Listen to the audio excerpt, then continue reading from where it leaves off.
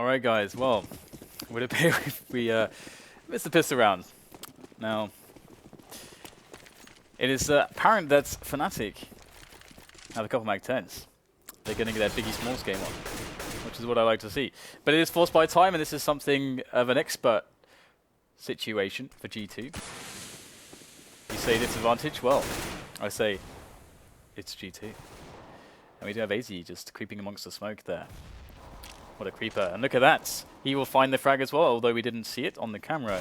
aizy has managed to take down Olofmeister, and of course, he'll soon be able to capitalize by picking up the weapon, or capitalize even further. But JW's going to run along the railing there, and he's going to find his way up to some peaks on middle to try to make good of this. Now, Fnatic are in a bit of an awkward spot. Of course, taking middle is great because it's hard for the CT side to hold on to that with just pistols against the ranges of your AKs. But where do they go next? Everything, there's so many choke points all over the place. And what is this? aizy's just going to walk straight out to white box and just look for an angel. Even though it's very unfavorable, he's still going to get a kill because he's aizy. So 2 versus 2, and things are starting to go a little bit better here for Fnatic, but they could explode at any moment. JW's going to look for the first engagement there towards the CT area, and jkaem's found in the site, but how did he not get that frag? That would have been massive, but Fnatic, they will find their way back into the round eventually, but that got a little bit too close for comfort, to be honest. I really thought G2 would win that after aizy picked up the kill onto Olofmeister at 8. Of course, aizy didn't know if there's anybody else towards A main, so he didn't want to go for the weapon, which would have been very useful. But either way, Fnatic now 2-0 of G2, and the trend continues that G2 are able to just continually find kills in all situations, just keeping the money low consistently of their opposition. This is what a highly skilled team, when it comes to the individual category, that's what that really gives you. And jkaem in with the Beagle now just spraying away. We'll find one of the kills there. Dropping flusha, but any more damage here to be done? Absolutely not. Olofmeister is going to bring out the vacuum cleaner. And now it's going to be a 3-0. But you can see the money for Fnatic is not good. They've been losing too many players. So G2 in a prime position to capitalize. But their buy actually completely sucks. They've got... they've actually skipped helmets on 3 players. They don't have a single diffuse kit, which could be a very huge issue. We'll have to see how things develop. They have a mag 7 of FAMAS, and hey, well, they're going to try to level the difference here with an aggression. It's a smart way to handle the situation. It's a good play to make, especially if you've got no grenades to counter a push. You cannot let the T's execute. You don't have any counter grenades. You have to get the forward damage in there. So aizy's going to provide that for the team, taking down what has been a key player for Fnatic in the first map. Olofmeister, of course. Now, jkaem is in a prime position to deal some savage damage towards flusha there, but it's only flusha. The rest of the team looking to actually crush jkaem's position by potentially going through the vent, and there it is. Dennis is pushing through now. He'll get the back of jkaem. He'll push forwards there. Fox will be able to stop him though. So Fnatic still can't quite find an easy entry anywhere, but look, we'll find a nice little path now carved out towards the A-bomb side over by short as G2 looked for the engagements. And if you go looking for trouble, you're going to find it. KRIMZ gets a quick trade there, putting it all onto Fox. This is a very hard situation for Fox, actually. 1 versus 2 with plenty of time for the T's to actually go and get the post plant set up, working for themselves. It's a decent plant as well. They've got good coverage from 2 angles. How is Fox going to do this with no kits? That's a 10-second defuse if he's going to go for it, and he realizes that's way too difficult of an ask. Giving some respect to Fnatic, he will finally fall back.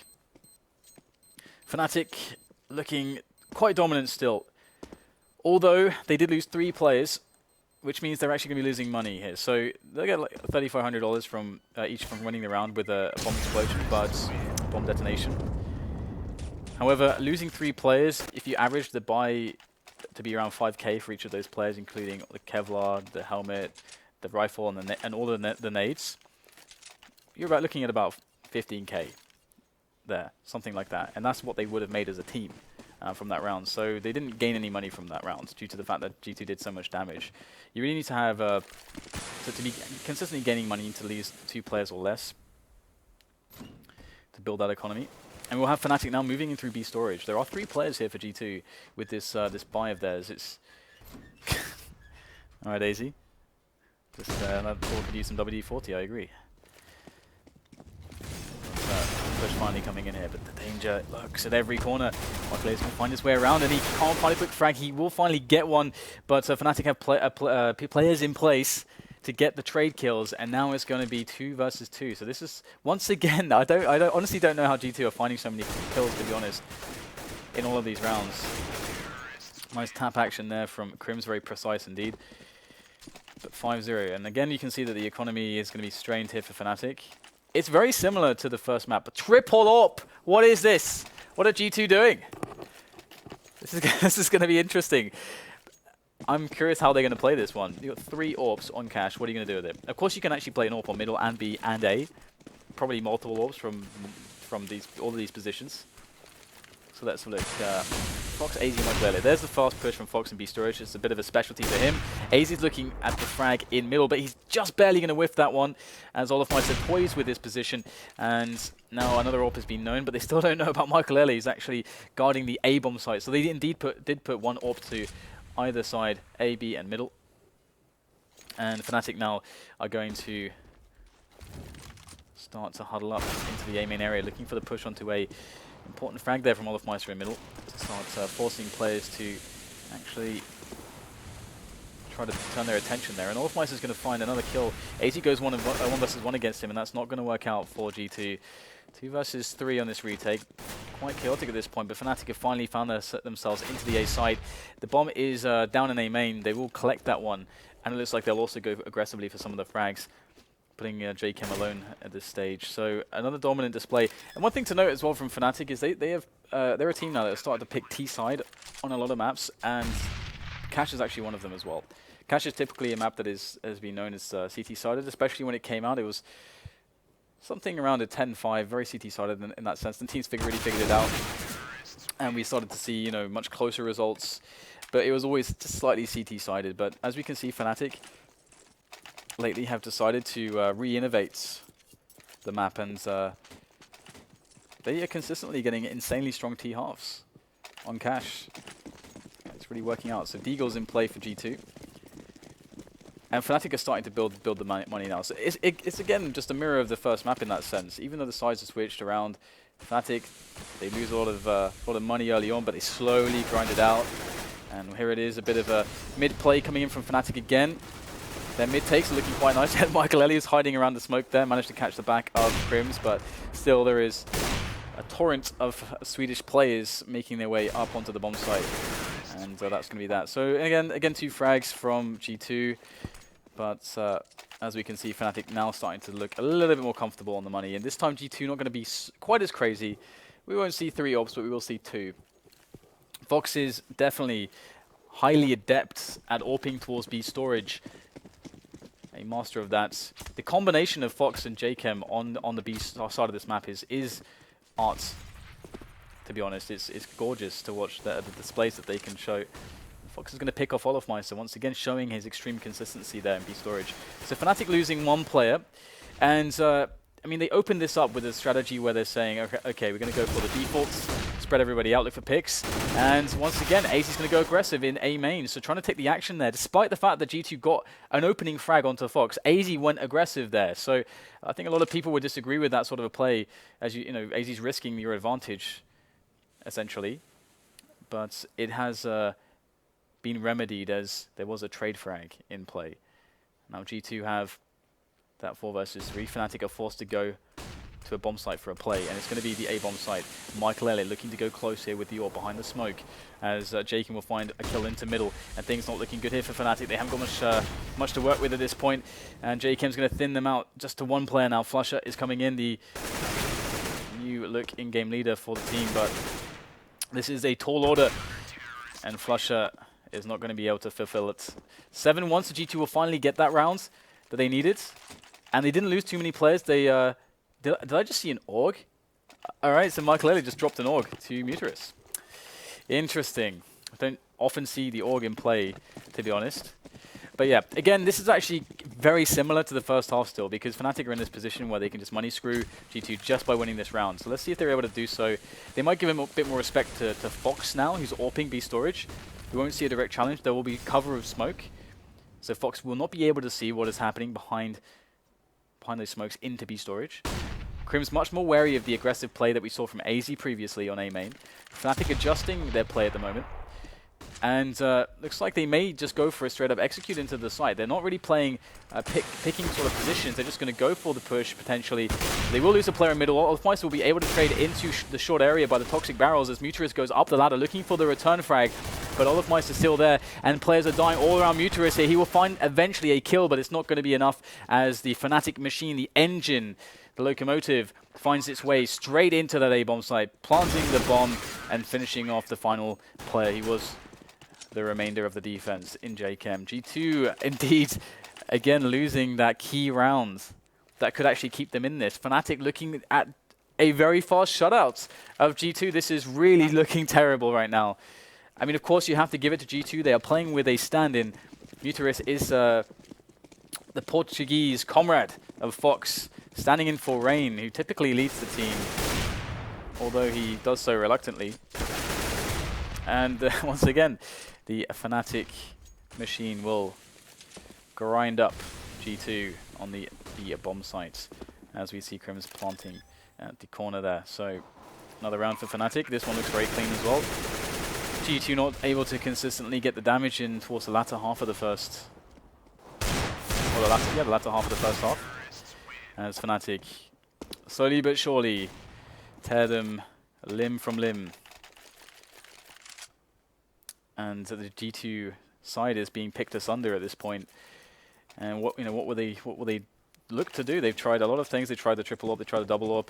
We've seen flagrant aggressions from them as well. Maybe in spots where they shouldn't be going for it, and we can go back to that point. Maybe actually I could go to that point now. I brought it up earlier. We do have this this anti-eco situation. Although MUTiRiS is in a good position, it does look like Fnatic are kind of crushing the defense here towards the A site. So they get the plant and they should get the round. So essentially, Fox found a kill into B storage. So you're the CT side, you get the 5 versus 4 situation immediately.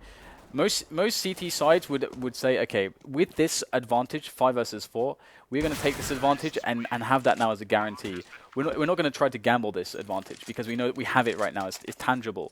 So instead, you would see normally teams play more passively behind that advantage. What aizy then did was to actually risk the advantage by going aggressive. And if aizy dies in this situation, then now the advantage that they had, which was guaranteed, is now gone.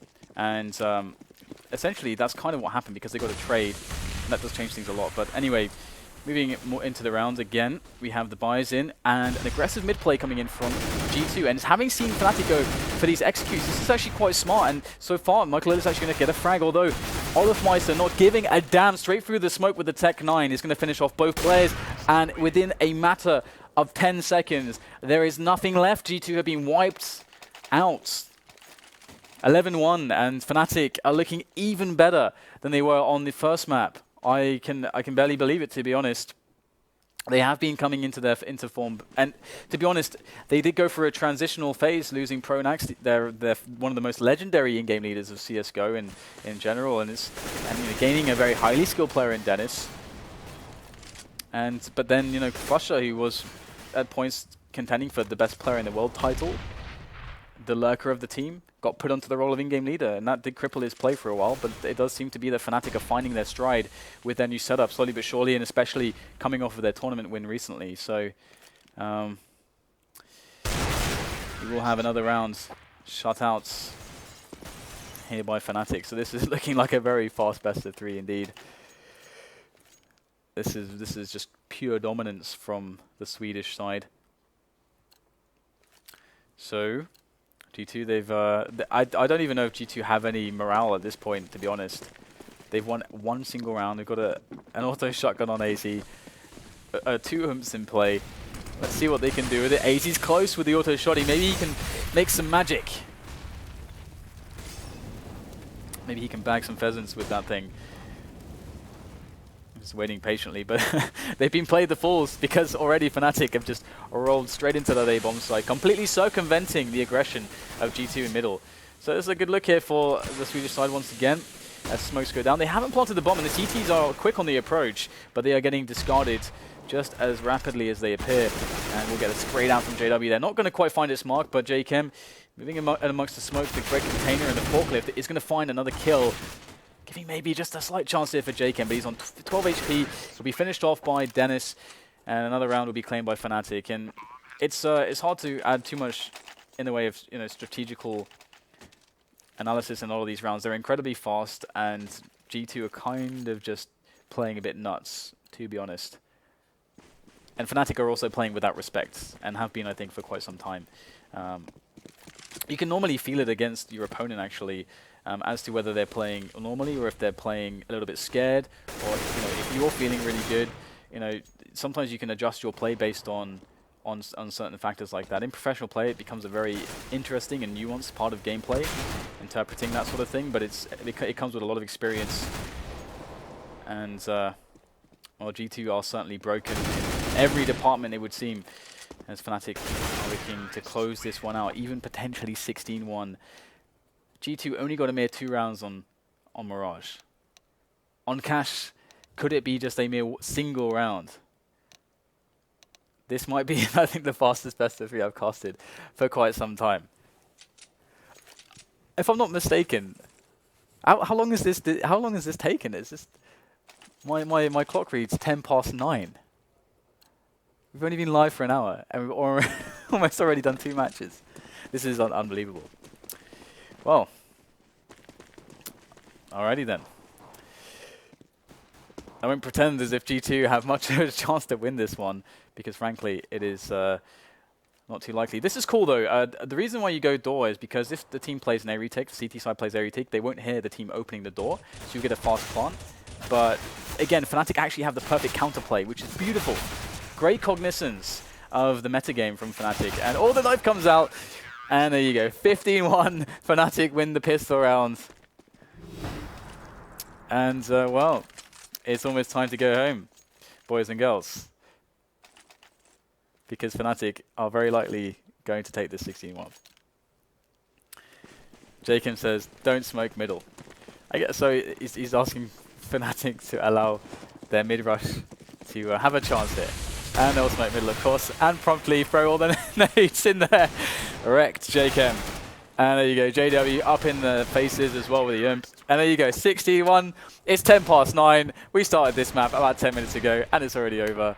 Probably the fastest 16-1 score I've ever seen anyway. So, all right then, I guess that's it. I feel like we've barely started the broadcast, and it's already over. So, I suppose, thanks for tuning in. As far as any thoughts about that, okay, firstly, usually I would love to, get a bit of post-match analysis in there, some interesting points. But honestly, again, Fnatic playing with that respect, we had a stand-in for G2. It was a complete rout, so not really much value to be added in this instance. So it's going to be Fnatic 2-0 over G2 in very dominant fashion. Thank you very much for watching, ladies and gents. And, well, I wish you a good night.